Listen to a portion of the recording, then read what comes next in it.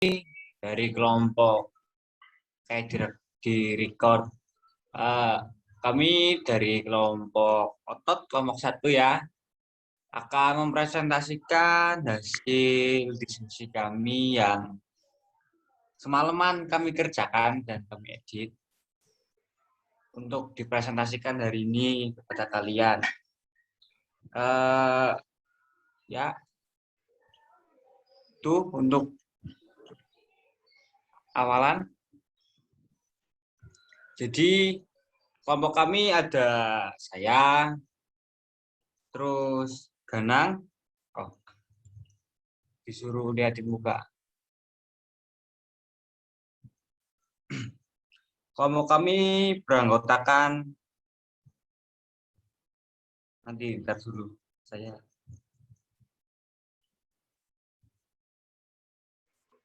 Halo, saya bantu kelompok 1 ada saya sendiri Muhammad Heri Kurniadi, lalu ada Aldio Romeo, kemudian ada Muhammad Izul, Sabda Linangkung, lalu Wayu Datmiko, Arya Bagus Saloka, Lanina Ainah, lalu Yusuf Rizal, Ganang Restu, Anca Putra Paradana, Nurul Azhadi, dan Calvino Agnesi. Ikut kelompok. Itu untuk anggota kelompok kita ya teman-teman. Jadi kita akan menjelaskan fisiologi sistem otot atau muskular. Dan yang pertama-tama dibacakan oleh Mas Heri ya Mas. Heri, tolong dibacakan untuk materi yang pertama. Oke, sebentar saya screen dulu.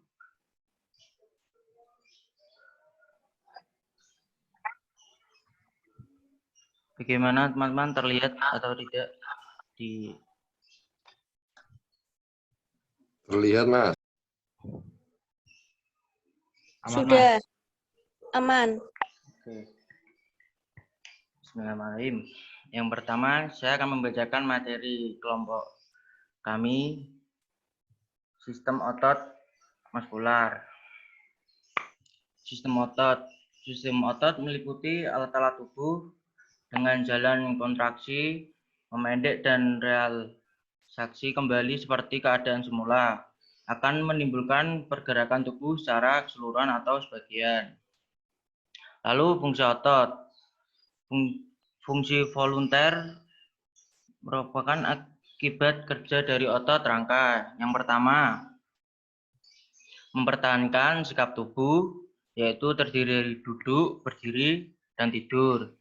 Yang kedua, melaksanakan bermacam-macam gerakan seperti anggota tubuh, yaitu pergerakan jari-jari untuk menggenggam, diafragma, respirasi atau pernafasan, carrying, menelan makanan, lidah dan bibir, yaitu menggerakkan makanan dan vokalisasi.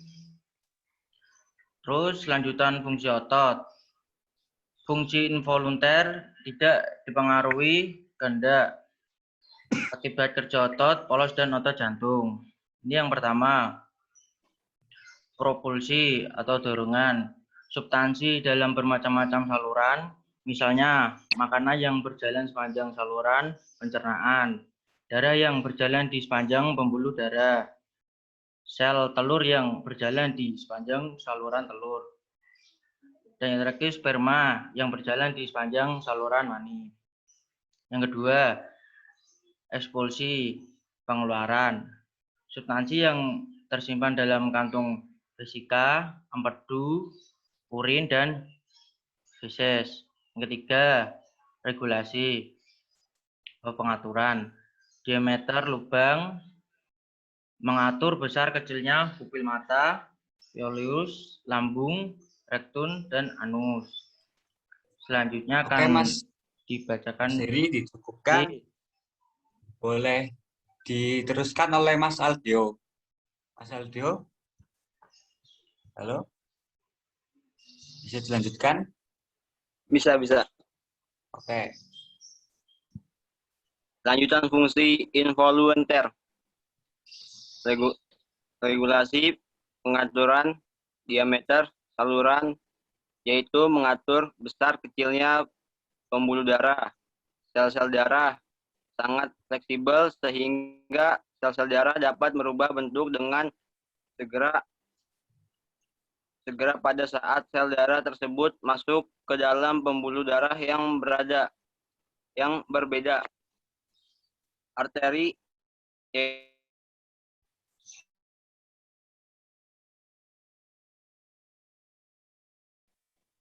vena mengatur besar kecilnya bronchiolus pulmo.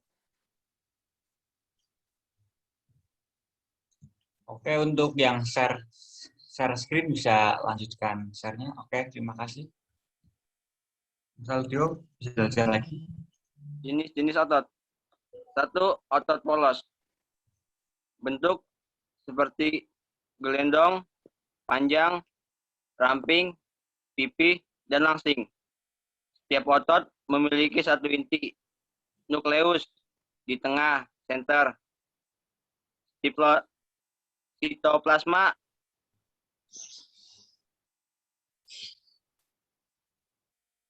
Sitoplasmanya tidak sarkoplasma yang mengandung myofibril, elemen yang mampu berkontraksi sehingga dapat bergerak. Panjang otot polos bervariasi antara 15 sampai 500 mikron tergantung lokasi. Paling pendek pembuluh darah, paling panjang uterus, yaitu rahim wanita atau betina. Oke, bisa dicukupkan Mas Aldio. Bisa dilanjutkan oleh Mas Ijul untuk slide selanjutnya. Halo, Mas Ijul? Halo. Oke, lanjutkan Mas.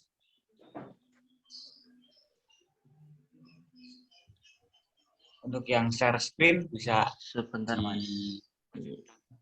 Agak ngelek. Oke, sudah. Oke, terima kasih. Lanjutan otot polos.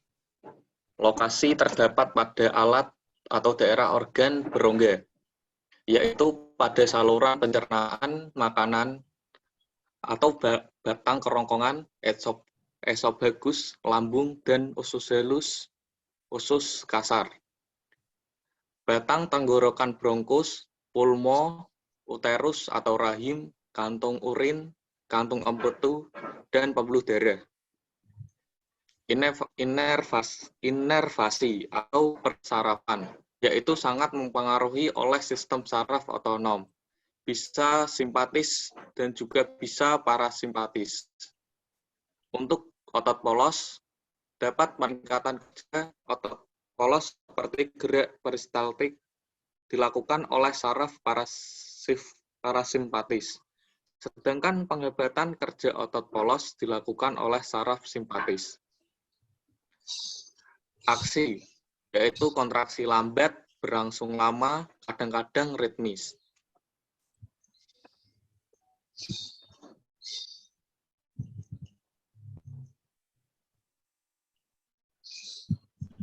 Lanjut. Sebentar, Mas. Sebentar.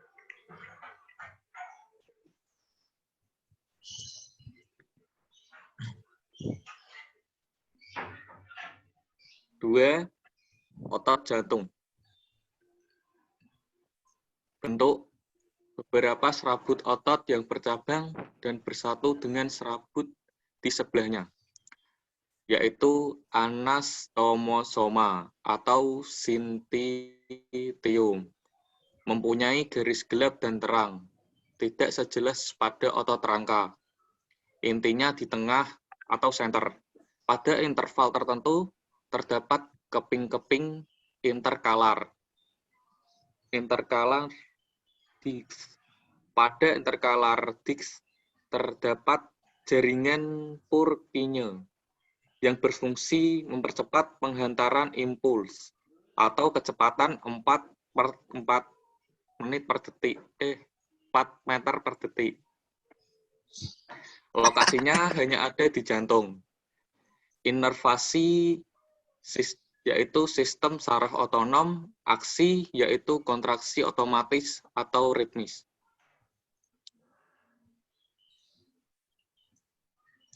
Oke, Mas Hizul bisa dicukupkan. Ya, Bisa makasih. dilanjutkan oleh Mas Sabda. Halo, Mas Sabda. Halo Sam. Oke, siap. Boleh Siap. dilanjutkan, Mas, untuk membaca materi.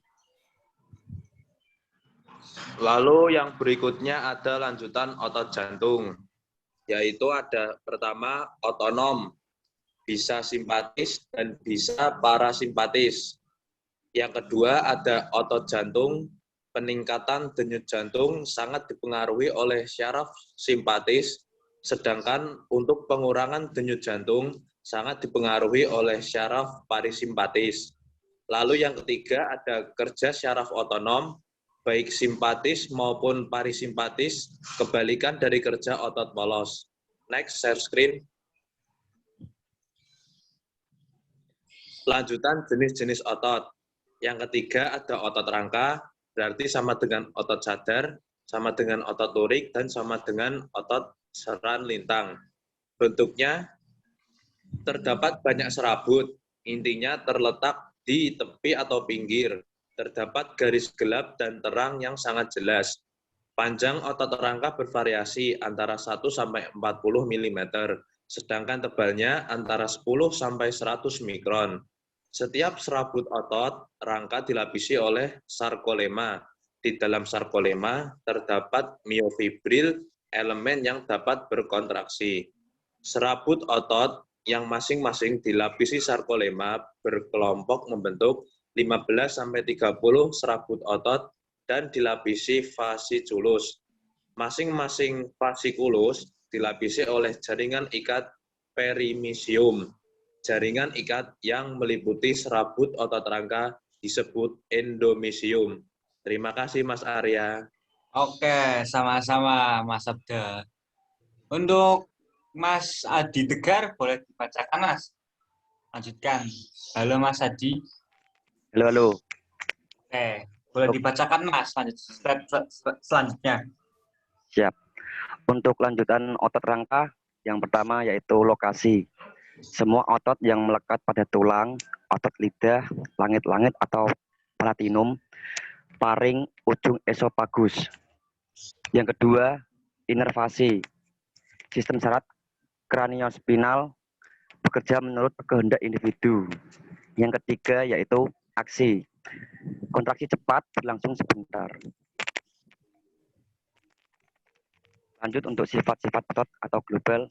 Yang pertama, kontraktilitas, yaitu kemampuan otot untuk mengadakan respon atau memendek bila dirangsang.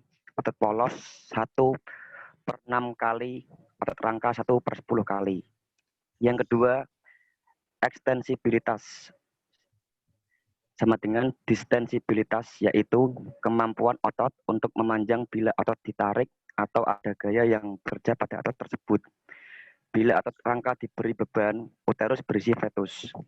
Yang ketiga, elastisitas, yaitu kemampuan otot untuk kembali ke bentuk dan ukuran semula setelah mengalami ekstensibilitas atau distensibilitas atau memanjang.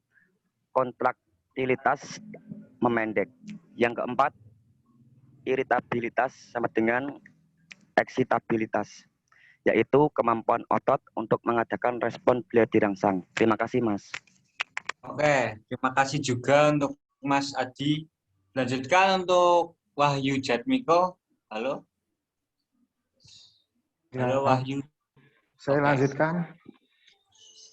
Sifat-sifat otot jantung. 1. Kontraktilitas, yaitu sistem kontraksi pastol atau relaksi dan selalu ada platau dataran yang menyebabkan fase distol lebih panjang dari sistol, memberi kesempatan darah tertampung lebih banyak di jantung.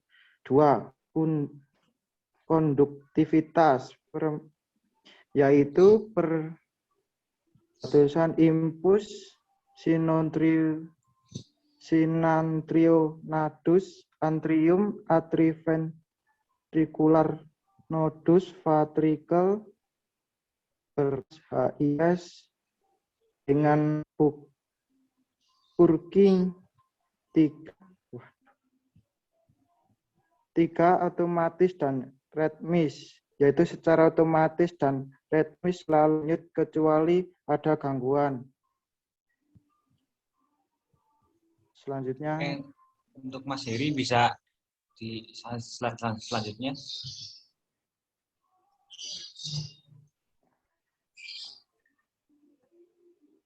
Ayo. Lanjutan sifat-sifat otot jantung. 4. Iritabilitas, yaitu ekstabilitas, yaitu mengadakan respon bila dirangsang. 5. Periode refraktor yang lama. Absolut, yaitu pada saat sistol, yaitu tidak akan menjadi perubahan apa-apa. Grafik tetap berjalan tanpa gangguan. Selanjutnya, relatif. Pada saat diastol akan terjadi perubahan tergantung rangsangan terjadi pada awal diastol, pertengahan diastol, atau hampir akhir diastol, hingga akan menghasilkan ekstra sistol. Kompensasi menjadi istirahat cukup panjang. Catatan, reflektor otot kehilangan sifat iritabilitas untuk sementara, sedangkan fatigue otot kehilangan sifat kontraktilitas dan iritabilitas. Ya, terima kasih. Oke, terima kasih kembali untuk Mas Wahyu dan Miko. Dia bisa dilanjutkan oleh Lanina. Halo Lanina. Oke, lanjutkan Lanina, tolong. Stimulus atau rangsangan. Yang pertama, mekanis, yaitu memijit, memukul, menarik, menyubit, dan menyentuh. Yang kedua, termis, yaitu dingin dengan bantuan es, panas dengan bantuan air panas. Hemis, yaitu bantuan bahan kimia, baik anorganik maupun organik, bisa asam, basa, dan garam. Elektris, yaitu dengan bantuan arus listrik, umumnya untuk penyembuhan. Dari keempat stimulus mana yang terbaik? Dari keempat macam stimulus elektris yang terbaik karena intensitas rangsang, frekuensi rangsang, serta durasi rangsang dapat diatur dan dikontrol dengan suatu alat.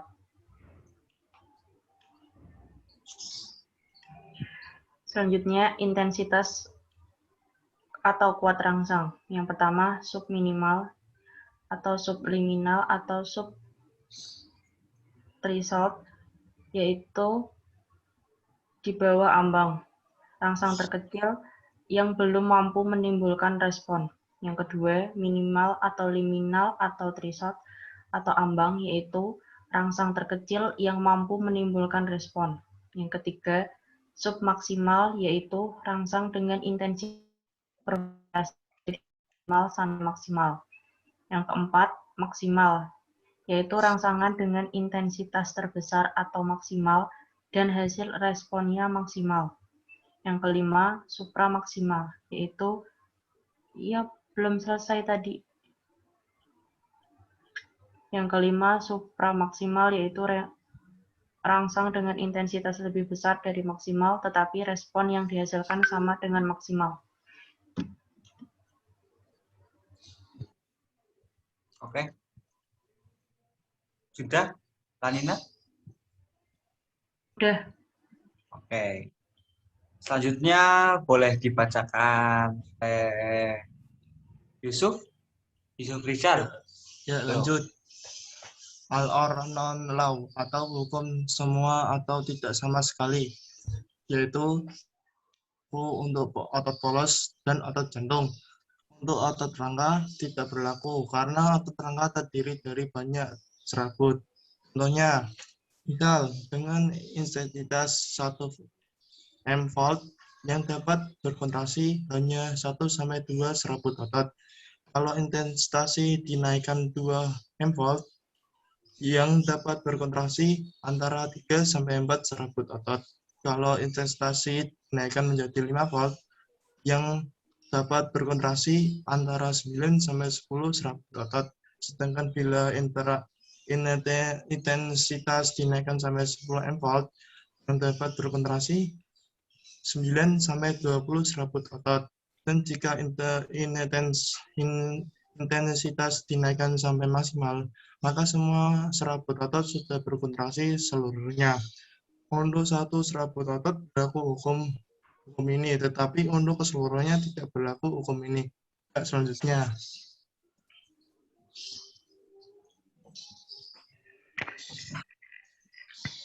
periode kontraksi otot terdiri dari 1. Periode atau PL, yaitu periode pemberian rangsang sampai terjadinya respon. 2. Periode kontraksi atau PK, yaitu periode menandakan otot atau kontraksi. 3. Yaitu periode relaksasi atau PR, yaitu periode kembalinya otot pada keadaan semula setelah mengalami kontraksi. Selanjutnya, Oke, selanjutnya boleh dibacakan oleh Ganang. Halo Ganang. Oh iya, Mas Arya. Lanjutkan, Mas. Perangsangan lebih dari 1 kali. Untuk yang pertama, perangsangan kedua diberikan pada periode kontraksi pas selesai. Maka akan menimbulkan respon kontraksi tunggal yang berturut-turut. Kemudian yang kedua adalah perangsangan kedua diberikan pada periode relaksasi. Bisa pada awal relaksasi, pertengahan relaksasi, dan hampir akhir. Menghasilkan akan memberikan tambahan kontraksi yang lebih tinggi, sama tinggi, atau lebih rendah dari awal.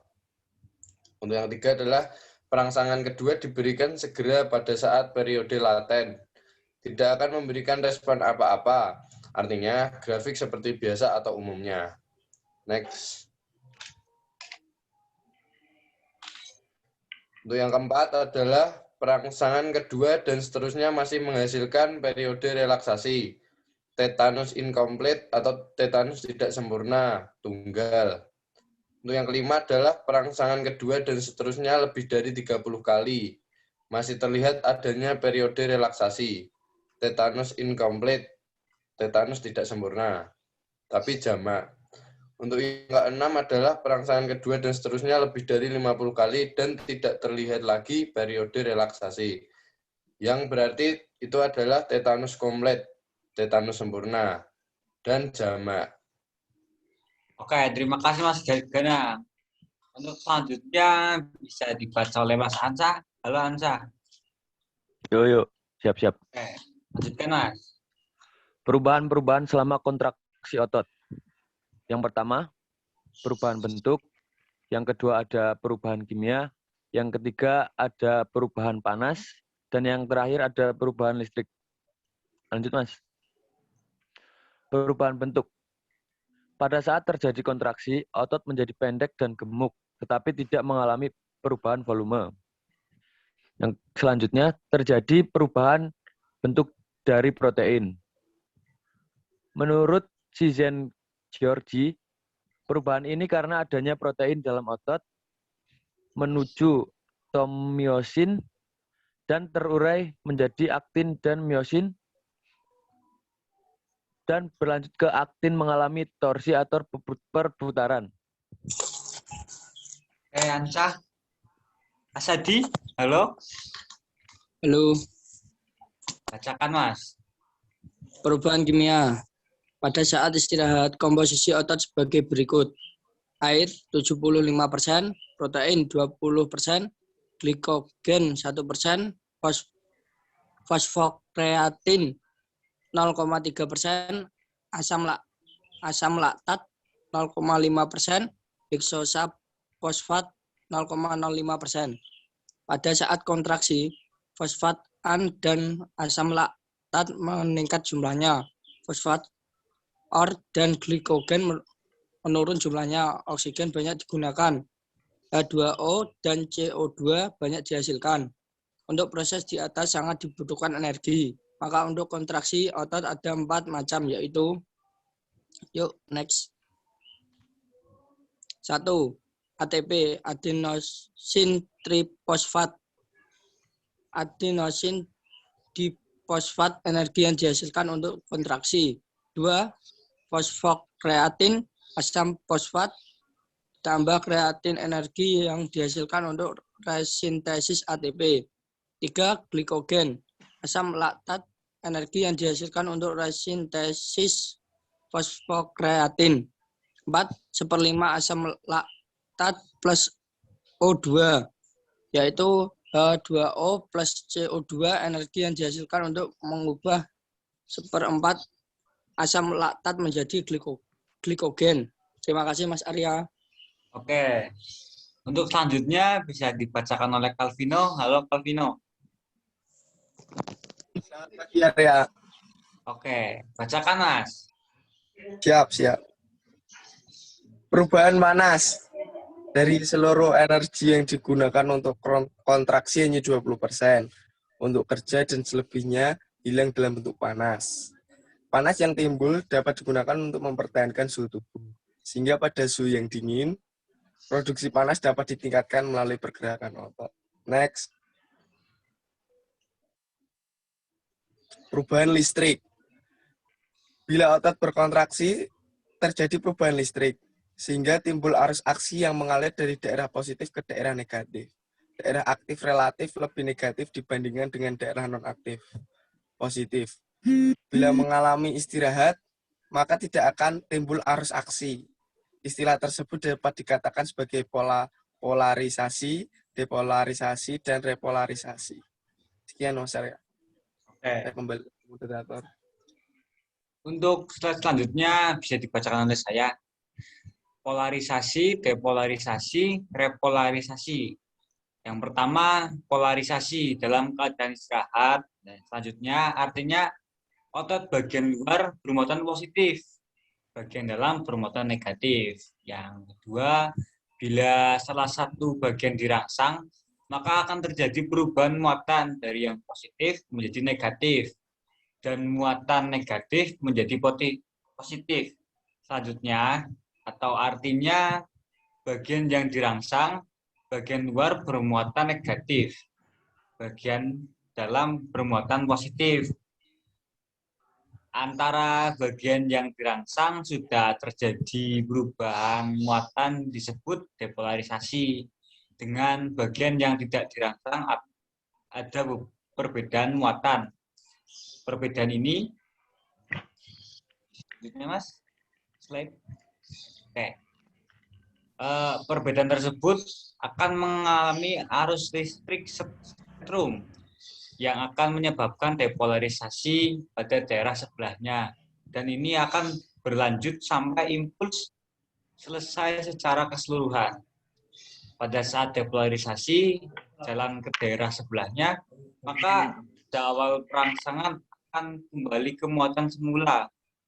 Bagian luar bermuatan positif, bagian dalam bermuatan negatif. Kalau seluruh rangkaian sudah seperti semula, maka disebut polarisasi. Mas Yusuf bisa dibantu dibacakan lagi? Halo? Oh, Mas Yusuf sedang. Iya. Benar. Oh, ada. Oke, boleh dilanjutkan lagi, Mas. Untuk istilah. Beberapa istilah.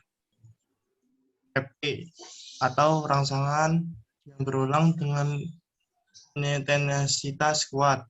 Rangsangan yang sama sehingga lambat laun kuat kontraksi meningkat. Yang kedua, hipertrofi atau yaitu bila otot melakukan kerja secara terus-menerus, maka otot akan membesar. Setiap diameter serabut saraf juga akan membesar, tapi jumlah serabut di dalamnya tetap atau tidak bertambah. Yang ketiga, atrofi, yaitu bila otot tidak digunakan atau misalnya sakit sehingga tidak berjalan karena sakit, maka otot akan mengecil. Dan terakhir, hiperplesia, yaitu membesarnya otot karena jumlah serabut yang bertambah. Sekian, terima kasih. Oke, teman-teman, hanya segitu yang bisa kami sampaikan tentang materi otot atau muskular. Jadi, semoga bisa bermanfaat untuk kalian semua. Hanya itu saja yang bisa kami berikan. Jadi, kalau ada kekurangan, mohon dimaafkan. Kalau ada kelebihan, saya minta kembalian. Jadi, untuk sesi pertanyaan, boleh kita menerima pertanyaan dari kalian. Silakan bertanya atas materi tersebut, materi otot atau muskular. Dipersilakan untuk bertanya. Maaf, moderator. Itu yang tanya jawab itu di Elena. Oh, di Helena. Oke, maaf. Ya. Berarti ini dicukupkan ya? Ya. Oke. Sekian dari kami kelompok muskular. Wassalamualaikum warahmatullahi wabarakatuh. Waalaikumsalam warahmatullahi wabarakatuh. Belum. Baik, teman-teman, kalau mau meninggalkan, silakan. Terima kasih atas kehadirannya. Rampung, Sam. Jangan lupa absen, Mas. Absen. Wah, iya Mas, lali Mas. Sun Mas. Oh, ya. No. Kelompok 2 kap? Area-area. Ini gak lanjut kelompok loro ya? Besok naik. Lanjut tuh, Des. Lanjut aja sekalian, Cuk. Lanjut, Des. Ya, please. Terus lanjut. Lanjut. Mas, kasihin Mas, kelompok 2, Mas. Turu. Bar. Mangan. Gini kayak kayak ini ngaku itu apa nih? Mas, Bosnya dikasihin ke Chandra, Mas. Buat diskusinya di mana?